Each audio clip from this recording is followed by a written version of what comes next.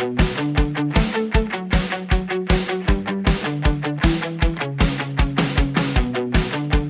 and welcome again to the Scaling Up Business Podcast. I'm your host and Gazelles business coach, Bill Gallagher.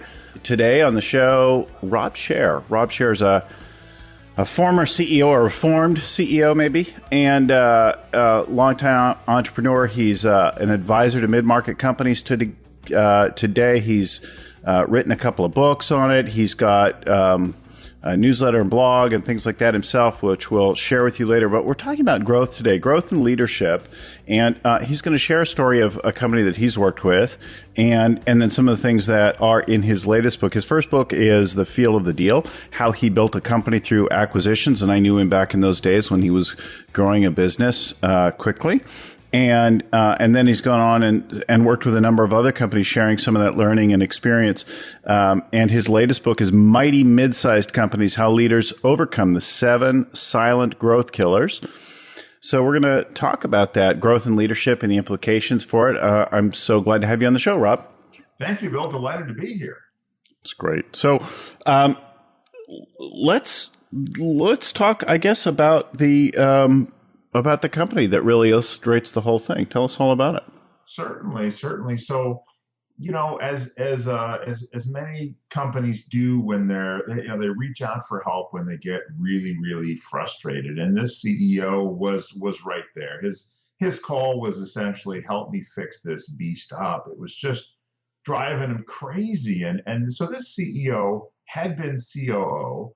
And had been promoted when the founder passed. Essentially, this business was founded, back in 1980, and it felt like a game of whack-a-mole for him, right? He had a management team. This is about an $18 million business, probably 50 people, but he had a management team, but he had to push them on everything, right? Hey, do that, and then they would go off and do some of it and stop, and he'd have to come back around to each of his leaders and chase them down, right? And it was just super frustrating.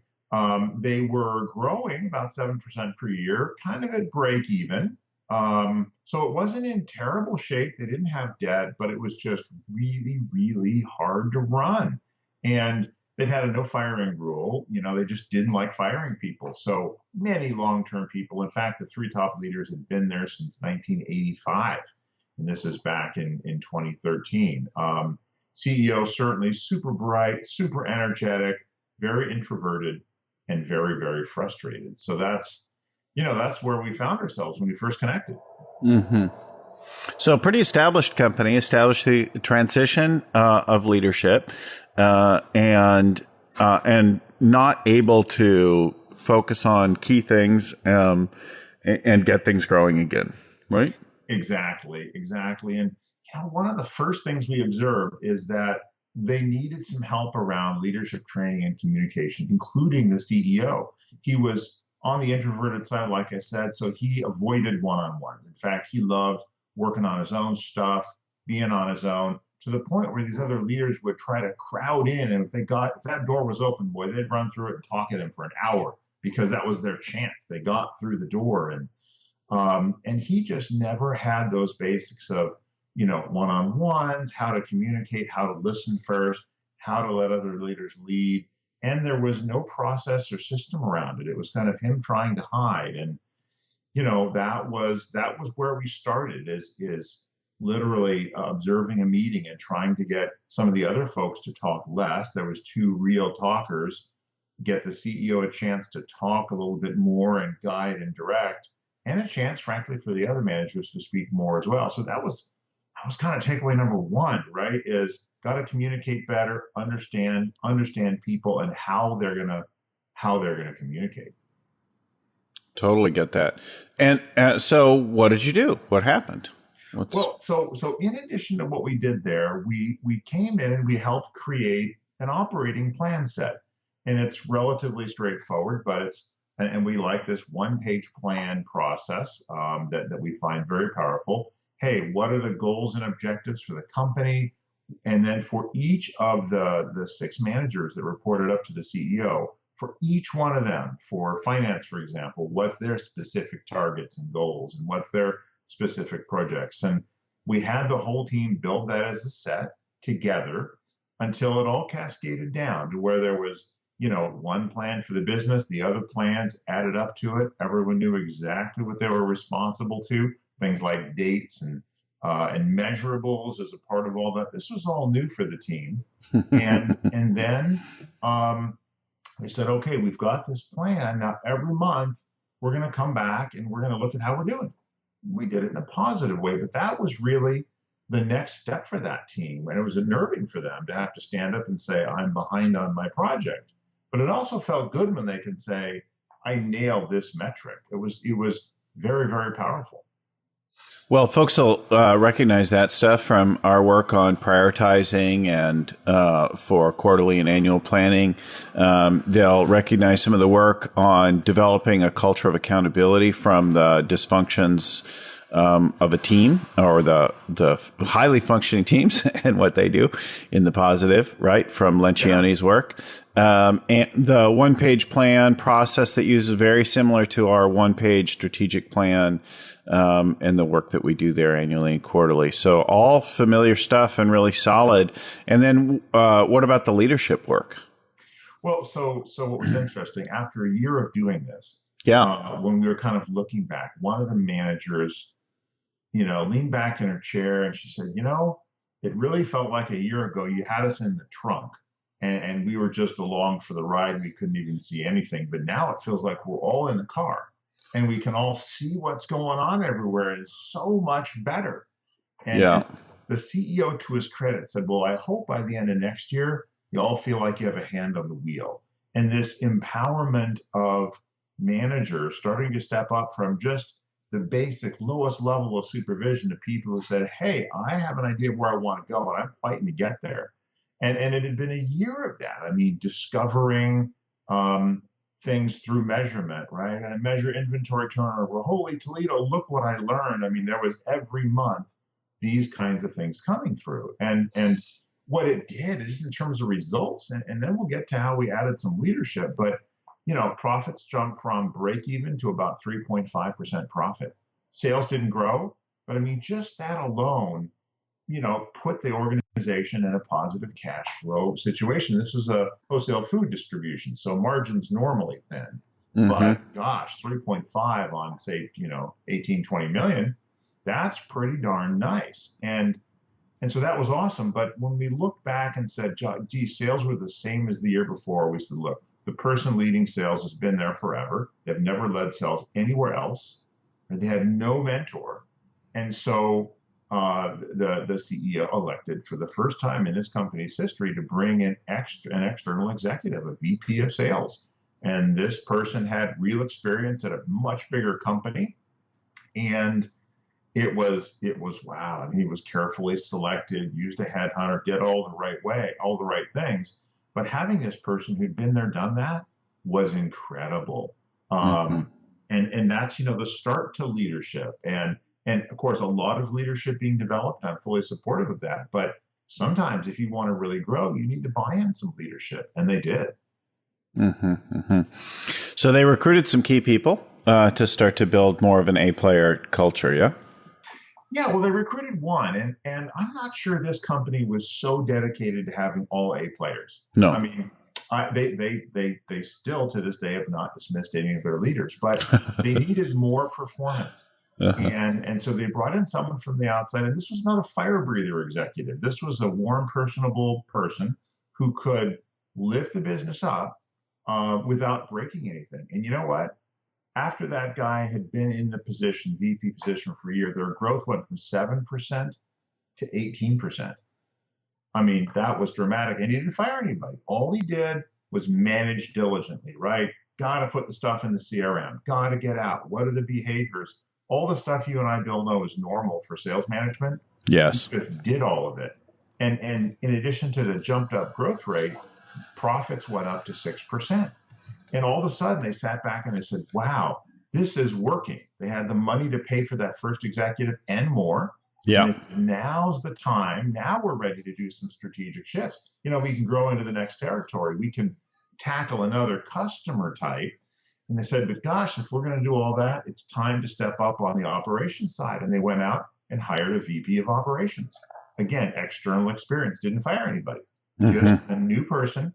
The prior person now reports up to this VP of operations and appreciated it. Because guess what? That guy had been, it was a short timer, 9 years, and he'd never run a business in operations at this scale. He didn't have any outside experience. And all of a sudden he did. And we expanded their plans up to about 12 different plans now because there was a few more people. They added in a marketing manager as well. And how things continued to grow. Well, so this VP operations came in, that was actually early this year, and sales is continuing to accelerate. It's in the 28% range now. Oh, solid. Pardon? Solid. Yeah, totally solid.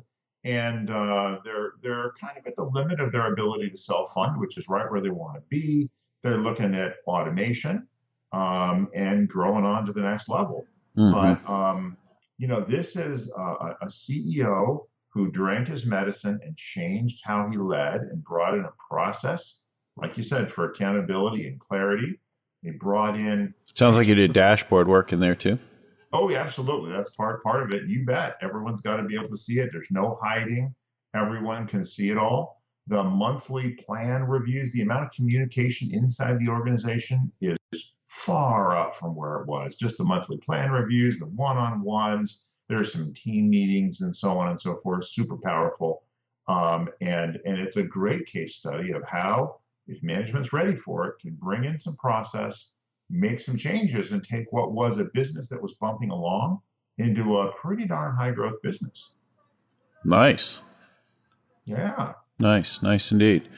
So let me make another point here. And that is that all of this did not happen in 1 month or 1 year. Yeah. This was a gradual change. This is now year 3. And much as, I would love to, and I'm sure you would too, Bill, jump into a company and instantly fix everything and poof, it goes to that.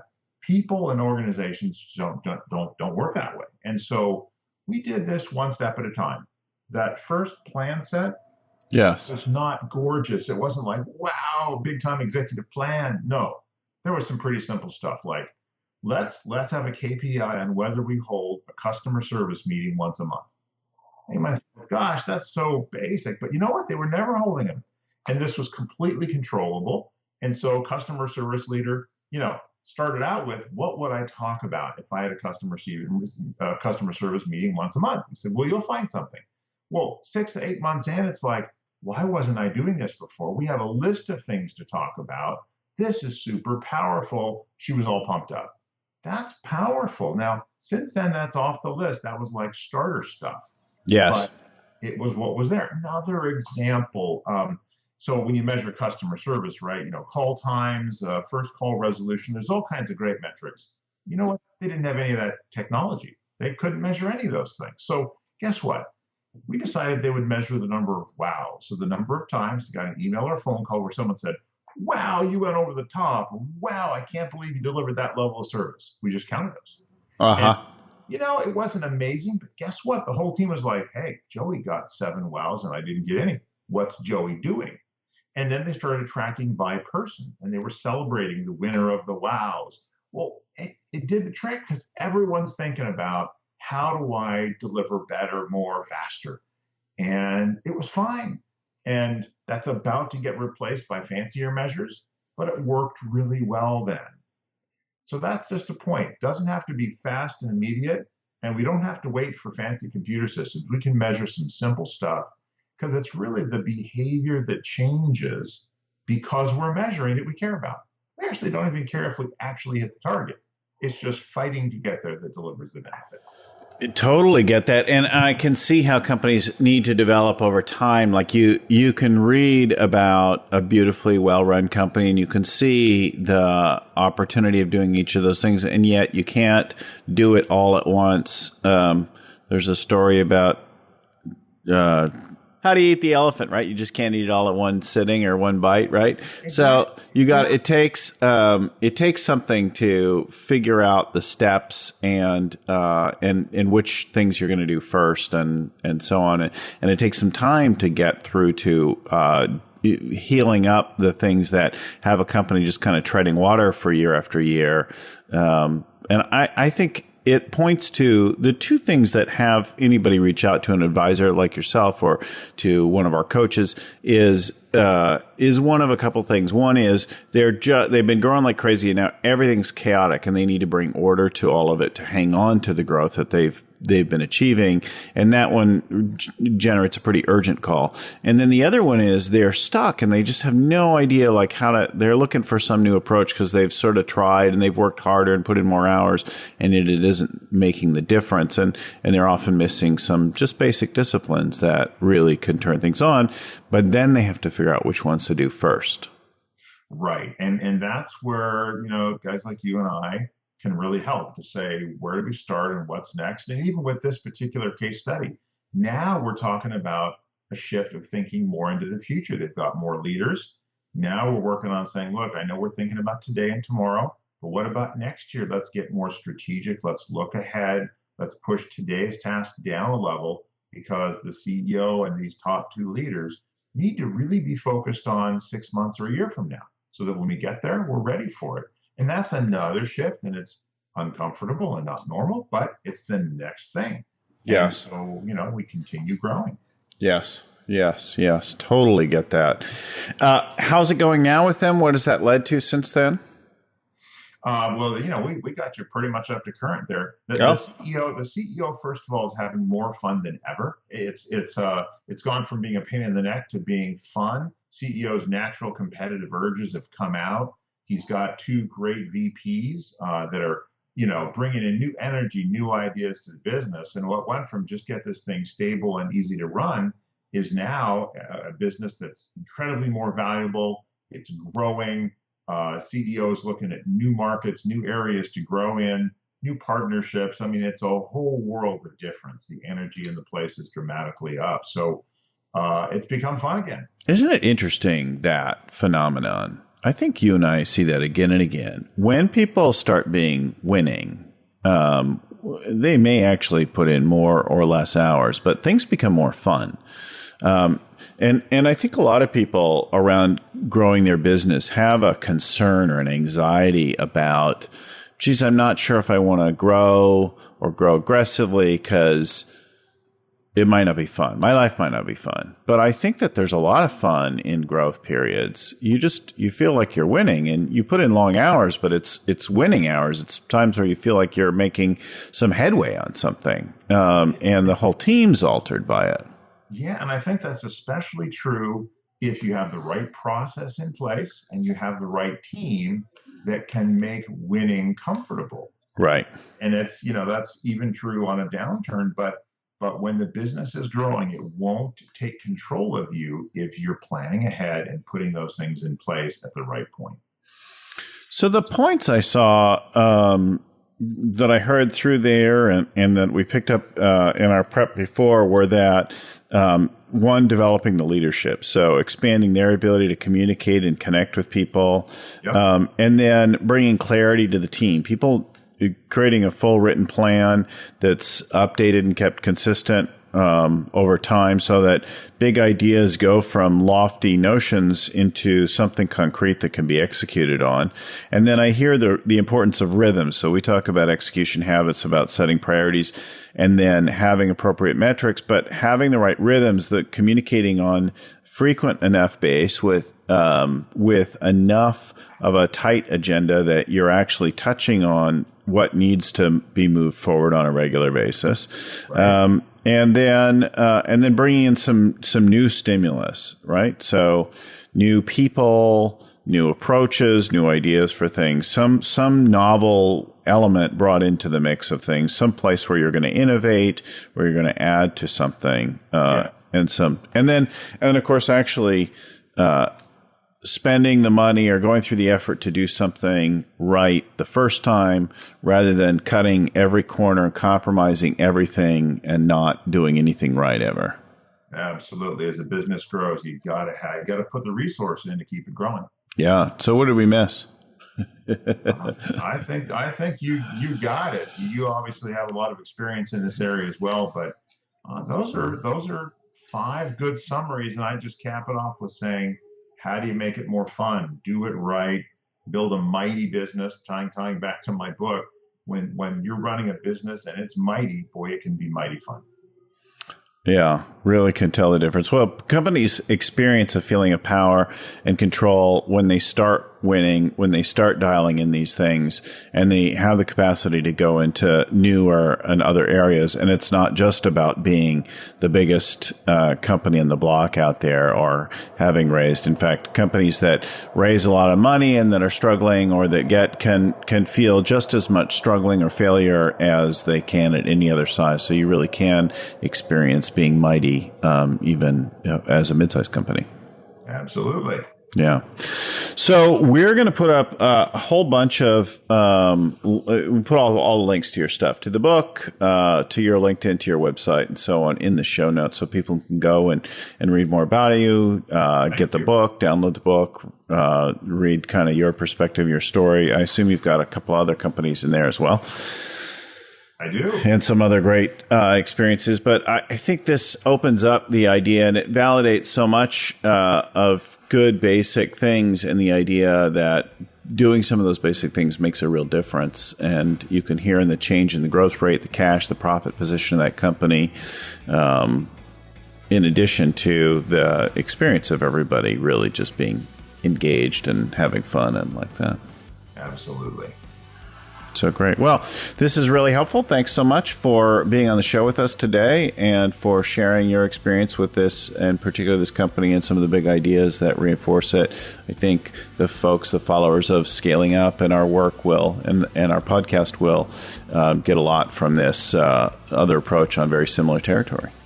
Terrific. Hey, thank you, Bill, for having me. Thanks so much for being on the show today, Rob.